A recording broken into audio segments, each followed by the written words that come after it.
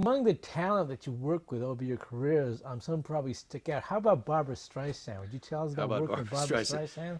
Streisand? Incredible talent to this day. I mean, an unbelievable performer. Um, uh, I did a little peripheral work when she did the Broadway album. A wonderful arranger named Peter Matz, who did some of her early records, actually got me involved in that. And I guess I forget exactly what I did. I put some things together that were out of sync or something. Anyway, it was something bizarre there that I worked on. And then we did a special at her house with Smith Hemian, and that was terrific. And she's an amazing person to work with. I mean, when she's doing a concert, and you know, she rehearses so much. I remember the one at her house where she went out, and it's like 1 a.m. The fog's rolling in. You could hear it affect her voice. She has to perform the next day, and they practically had to drag her off the stage. I mean, you know, she performed. You know, she just wanted to rehearse it, and then post-production, and she admits it. She says, "I'm an absolute perfectionist," and she is, and you can get 90% of the way in a mix with her, or 95%, but when you get that extra 5%, can be pretty extraordinary. She's very hands-on. She wants to be there. She wants to hear it. She wants to make sure it's correct. And I'm fortunate. I did a number of projects with her. The one at her house, the HBO. I did the '92 concert in Las Vegas, and then she came back off that tour, and we taped in Anaheim. That ended up being most of the HBO show. There's some great stories from that, and marvelous performer. Okay, Gilmer, were there any special techniques or any special consideration that you had to have to work with Barbra Streisand? Stamina. Stamina? Yeah. I can tell you that the day when we did that HBO show, it was in the final edit and final mix. This is over at Complete Post. I was in the old rooms there. I was mixing downstairs. She was upstairs editing. She came down. I'd been mixing for 3 days. 3 days straight, round the clock. And she came down and she listened to some of it, and she had the right of saying, you know, I'm sorry, pick the fishing film. We're not going on the air. The day the show aired, she came down. We did the final. We did we did a layback at 10:30 in the morning. Show aired at 6 o'clock, L.A. time. We did a layback for HBO, so they'd have something to air, which is done in a second room. We then went back into the mixing room and made what she felt were the most important fixes, and then went and did the final layback. The final layback finished, I think, around, final layback started at 2 in the afternoon. By that time, she'd been up for several days, and one of the few times I really felt as though she couldn't.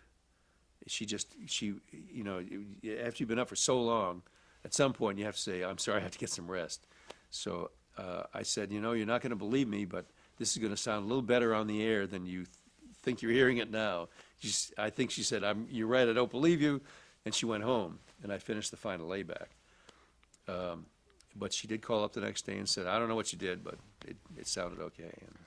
Okay, and for that show, let's explain the technology of mixing at that time. I mean, how was 24-track analog. Okay, 24-track analog. 24-track analog, some digital editing of her vocal, little bits and pieces that we had to. I mean, she would say things like, on the word don't, I want the T from Friday Night. And she'd be right. I mean, when she 90% of the time she's right. And she'll, and I know you're all in the business, but she'll see and hear things that you and I will never see and never hear. She's amazing. She's really quite amazing. A perfectionist and great performer. I mean, and Did you develop a certain style in working with talents of that caliber?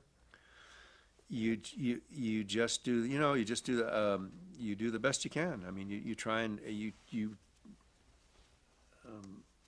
you try and obviously get for them what they need and guide them and do the best. I mean, guide them into presenting their best performance on a tape.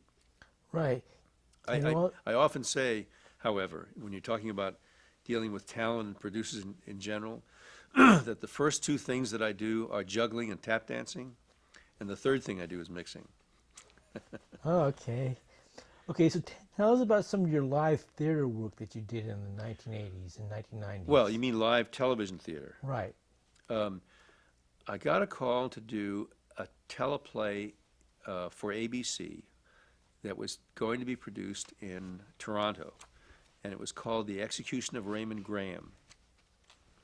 And the concept was that it was the last 2 hours of a prisoner's life in real time, which meant that when you looked at a clock and it said, the show was on from 9 to 11, and it said 9:15, it said 9:15 on the air, on the clock, so it was all meant to be in real time.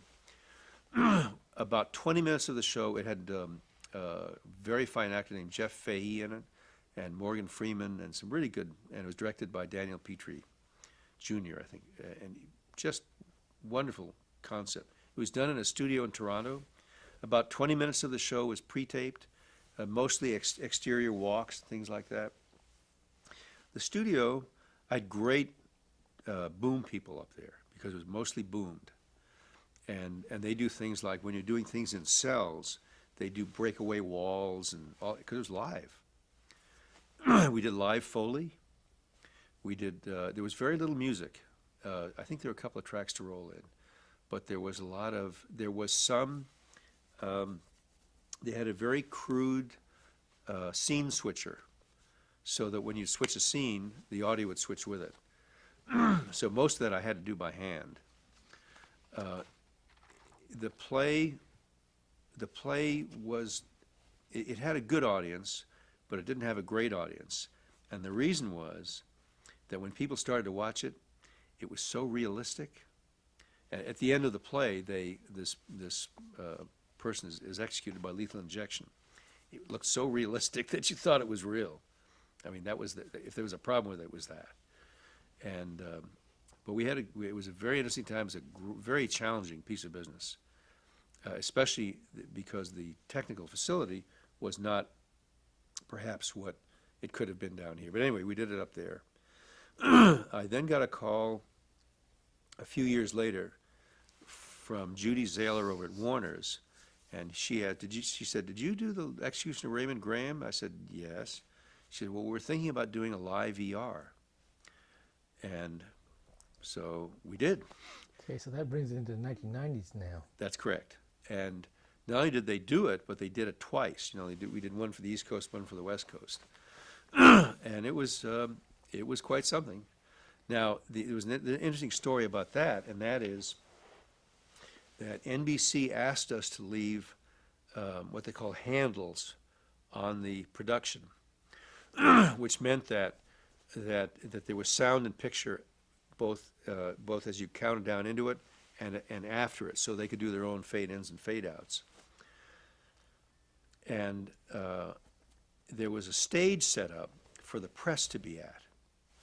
And so the press was getting this network feed. So I remember in the paper the next day, it said, it would have been a lot more realistic if you hadn't heard the stage managers counting down into the, going in 5, 4, well, they heard it. It was not heard on air, in fact. And it was both in USA Today, I think, and some other paper or whatever that mentioned this particular thing. And it was only because they heard it. On air, it was clean. Right. Did you need to coordinate certain activities with like technical directors of live shows in control booths? Oh, one thing about that show is we built for that show a scene switcher, which meant that when the TD took a specific camera that went from one scene to the other, it took all the audio with it, dialogue, effects, everything. And that whole show was done on, you have a fishbowl here. It was done it was done mostly on RF fishbowls. That means that there were no wires with any of that. And there were only a few RF microphones used. So it was mostly done as the show is done, as the show is normally done. And we literally engineered a scene switcher for that. Had you ever done shows such as that when you had to have a show for the East Coast and a show for the West Coast all in one night? Well, remember there were two performances. Right. There was an East Coast. Right. I don't, not usually. I can't. One doesn't come to mind, but I mean that may have been true. I don't think so because most of the live shows are tape delayed. That is the live award shows are tape delayed, with the exception, of course, of the Oscars. It's live everywhere. And you also made a name for yourself in award presentations. Oh, now hold on a second. Let's go a step further with the live teleplay, and that is, let's talk about Failsafe. Now that was a play, that was a movie with Henry Fonda in it, and George Clooney, who was really he was the guy behind both the live VR and that play. I got a call to do it, and I went and had a meeting with George and the director and one of the producers from Paramount, and he said, well, how are you going to do this? So I just gave him a broad picture of what I felt was the best way to do this program, and he just said, okay, what do you need to do it? It was done on 2 stages. They were 1,500 feet apart. They were. It was a live play, and the concept was that every set on every stage would hear what's going on all the time until it came to their scene, and then whatever speakers were feeding them would go off, and they would do their scene. And the idea was that everything would just seem connected one to the other, so that you weren't just waiting a cue for your scene. You could play off what was happening before. And beside the scene switcher, we also built a camera switcher for that one. And there were 3 people, myself and 2 other people in the booth, that did that. I did the primary mixing. I did the mixing. Another person just programmed the scene switcher. And the 3rd person did the effects. And that was a very complicated piece of business. When you talk about we built, you still talking Engineered. about Green Crow and Company?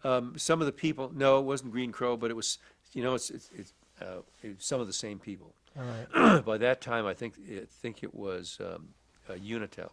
Right. How long did Green Crow and Company see in existence as that entity? We sold the company sometime in the 90s to Unitel, and then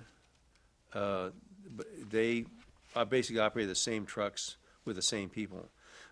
They ran into financial problems, not from the truck division, from another division, and it's now become a company called Denali. All right. And had you done any other live on TVs for plays? Not that I can remember. Some segments within shows, but really it was just, so far it's just the 4 of them, which is Executioner Raymond Graham, the live ER. I've done a lot of live other shows, Failsafe, and then Golden Pond over at CBS. Okay, and you also did some work with Frank Sinatra in the 90s too. I mean, this was after, Yes. was sometime after the old Blue Eyes days in the early 70s. Well, the Sinatra stuff was Blue Eyes, and then we did in 1976 we did a show called The Main Event from Madison Square Garden. That was a live show, and it was also an album. We've been taping an album. We've been taping an album with him in 6 cities. We ended up in New York as a live show. And then I did a couple of other album projects with him. And then one of the last things I did, his 75th birthday was in New Jersey, and that was not live, but it was a live concert of his, and that was a good project. That was the late 1990s. I think so. I don't Right. remember when that was. And you also did On Golden Pond, right? Yeah, that was a live play. And that was a live play in 2001.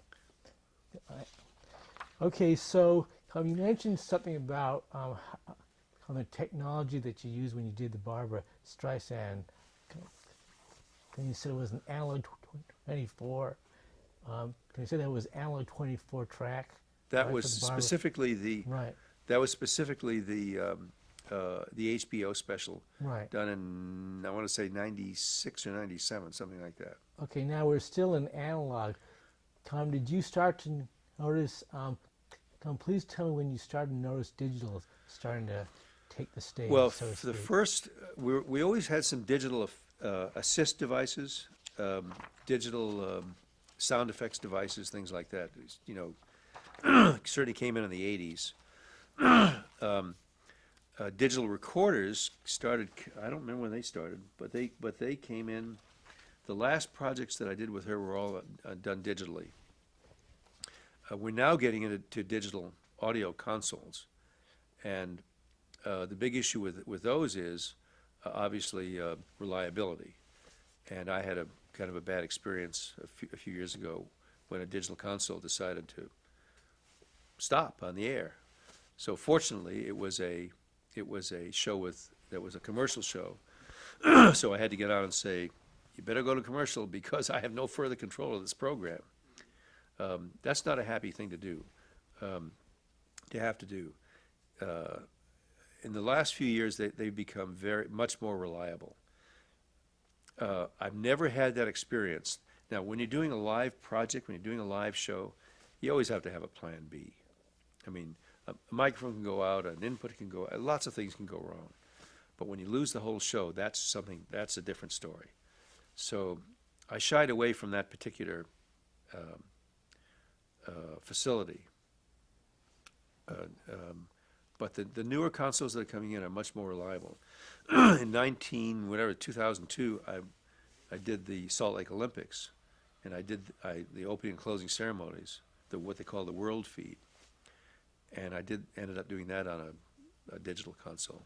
Okay, can you work with some key personnel on your team throughout the years? I mean, some of the people who you work for with a long time, such as Tom Huth, Paul Huth, sure. Sandweiss. Sure. Yeah, would you tell us about some of the other personnel that you work with on a recurring basis? Gosh, I mean, you'd have to get a piece of paper and list it 1 to 500. Lots of very, very good people. A lot of good. Paul now has his own post-production facility. although when I worked with him, we were doing production. Tommy is in post-production. Lots of really good people. If I started to list it, it would be, I'd leave somebody out and I'd feel bad about it. Okay, and how closely did you work with music composers? Pretty closely. I work a lot with arrangers. Sometimes I'll just do a because I have a bit of a music background. I'll just do the pre-records for a show, I did the recording for the '96 Olympics, and first out of the bat was John Williams with the Atlanta Symphony. That was all the Atlanta Symphony Orchestra. There were two orchestras actually. The Atlanta Symphony was for the opening, and the Atlanta Symphony Youth Orchestra was for the closing.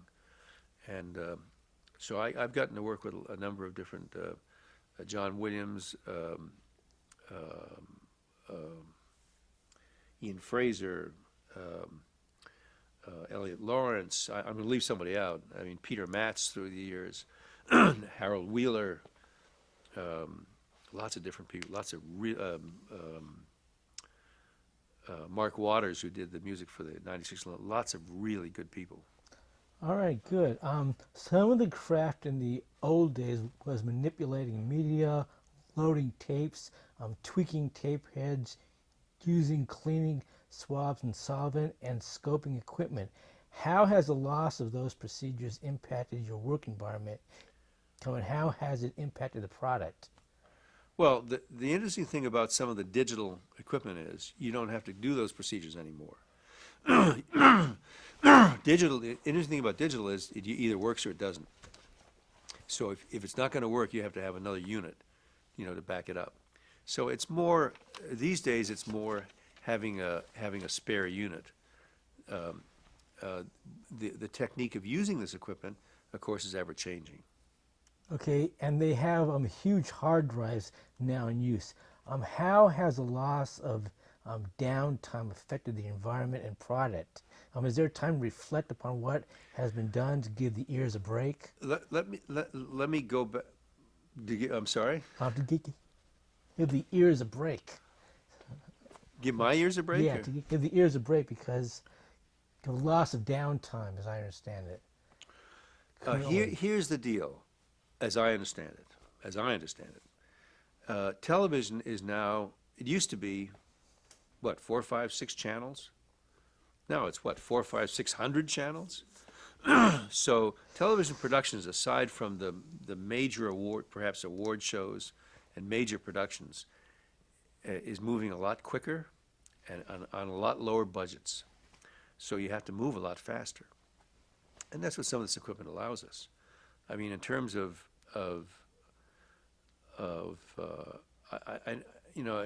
terms of the ears, I just try and protect my ears. I don't monitor very loud. I rarely monitor very loud. When I'm doing a live show, I'll set it up in stereo or whatever it happens to be. Now in 5.1, which is, I love that. It's a wonderful new palette. Explain the 5.1 to us. Well, what it means for television is 5.1 is the roughly de facto medium that DVDs are being produced in. That's a left, center, right, or left, center, right speaker, and then 2 speakers in the rear, and the 0.1 is a subwoofer. And I must tell you, a couple of years ago, I have a mix room at home, and that's set up to do this kind of work. But I just went out and bought an off-the-shelf 5.1 system with a DVD player with an optical output that feeds a receiver, that feeds matched speakers going around the room.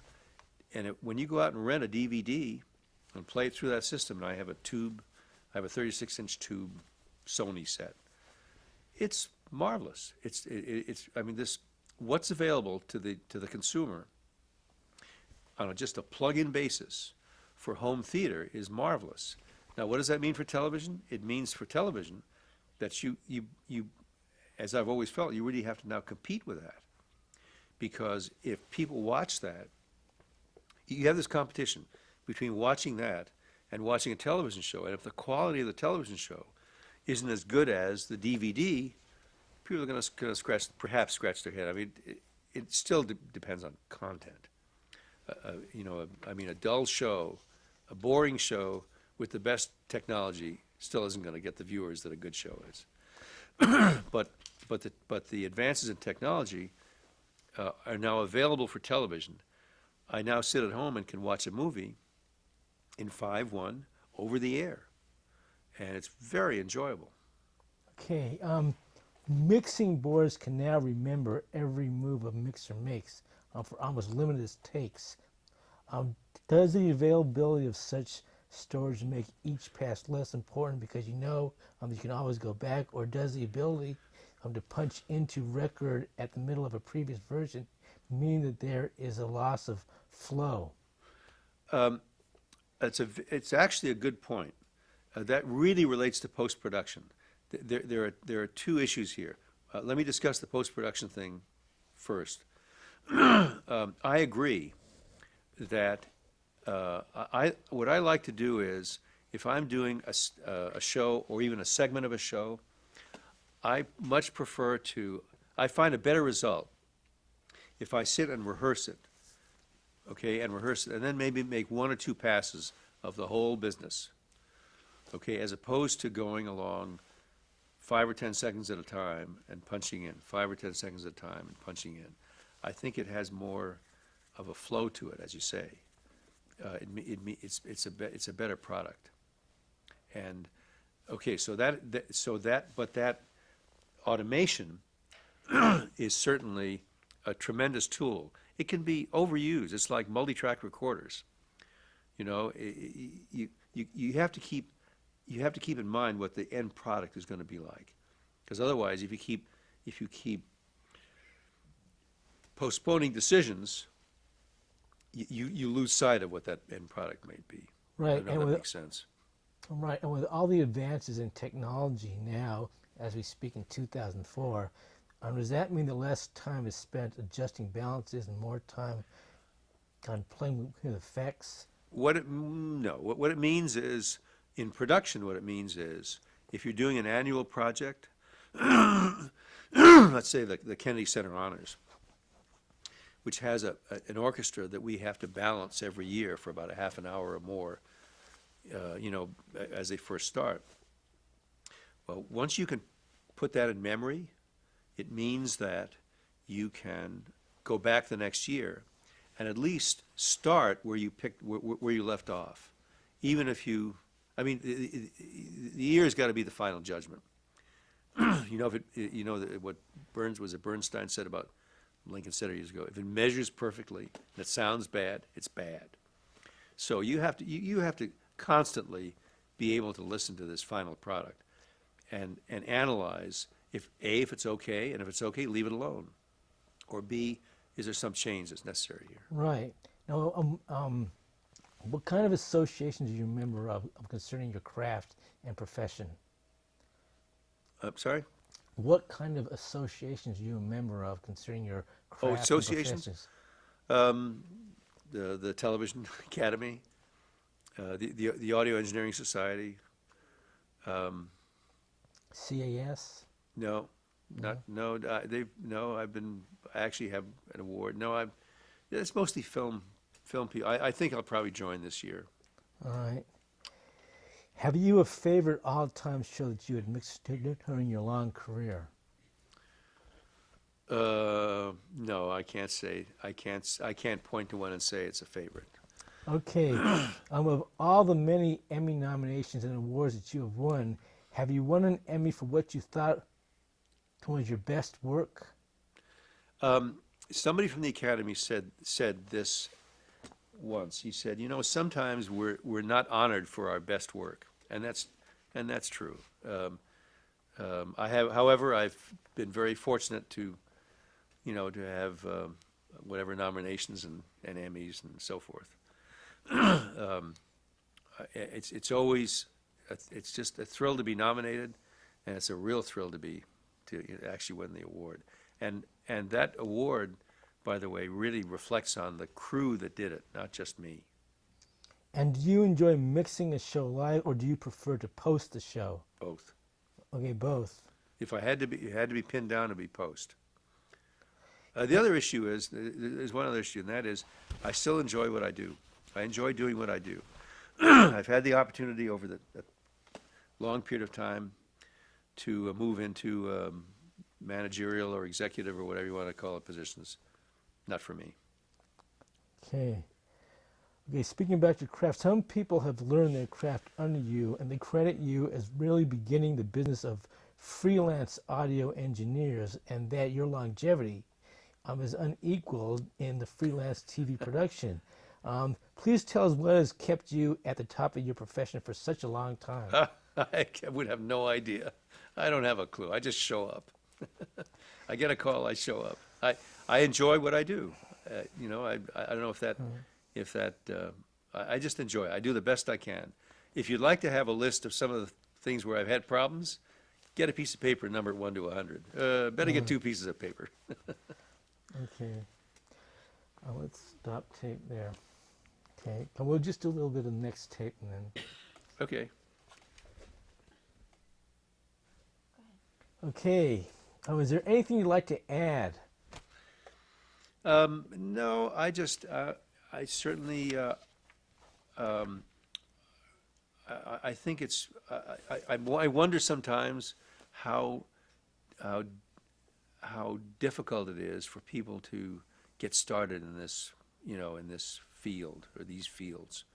I would certainly encourage if there's people interested that they should try it and see if they like it. Because, you know, if you don't like what you do, I've encouraged my own youngsters, you know, tried a lot of different things, and if there's something you really like to do, pursue that. And the same thing here. I think if it's, I know I was asking before we started, I really feel as though perhaps the Academy, and maybe it's in the works, can, perhaps in each peer group, whatever, have some open forums or something, some perhaps educational forums to give people who are interested in the business at least some background as to what's going on in the business. I know I get a lot of calls myself just asking questions, and I'm happy to answer them. I mean, if somebody wants to know how we did something, and you know what, I do the same. I mean, if I see something that somebody's done, I said, gee, how do they do that? I'll pick up the phone and I don't care, you know, and ask them. That's clear. So your advice to someone who has an interest in sound mixing is to just try it, I guess. Right? Well, or try it, or do the research to, you know, to find out what it takes to get into that. Right. And over the past 30 years, it seems that no more than a handful of mixers have mixed big live events. Is that much more difficult than to just mix? Is it more difficult to mix a higher caliber shows technically, or is that just a perception? It's, you know, I don't know quite how to answer. For whatever reason, I enjoy doing live event shows. Perhaps it goes back to when I was working with different artists. I've much preferred to do a live event album with an artist, because if they're in front of their audience, because if you can, first place, if the audience is encouraging the artist is performing their best. And if you can capture that connection between the artist and the audience, I think it's really worthwhile. And for whatever reason, I try and not only try and do that, but I enjoy doing these kinds of live event shows. They take a lot of planning, and you also have to, you know, you have to be pretty flexible when things don't go quite as, you know, as they're planned to go. But I enjoy them, and as long as people keep calling me to do them, I'll do them. And you're still in it, right? Oh yeah, yeah. Now Okay. I've got a bunch of them coming up. Okay, Mr. Greene, how would you like to be remembered by us? Gosh, I don't know.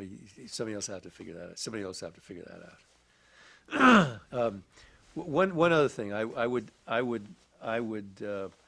point you toward a couple of live, one live show in particular, coming up on Memorial Day, that we do every year, that I really should have a little more Academy recognition, and that is, it's called the National Memorial Day Concert. It's done on the West Lawn of the Capitol. It's done with the National Symphony, but the producers of that show do an absolutely superb job of honoring some part of the military or whatever for what they've done in the past. And anyway, I'd only mention that in passing as a very worthwhile live show, and it's done rain or shine. All right. So this is 2004. We're talking about Memorial Day. 2000. It's on the Sunday that weekend is on. All right. Okay. Thank you. Thank you all.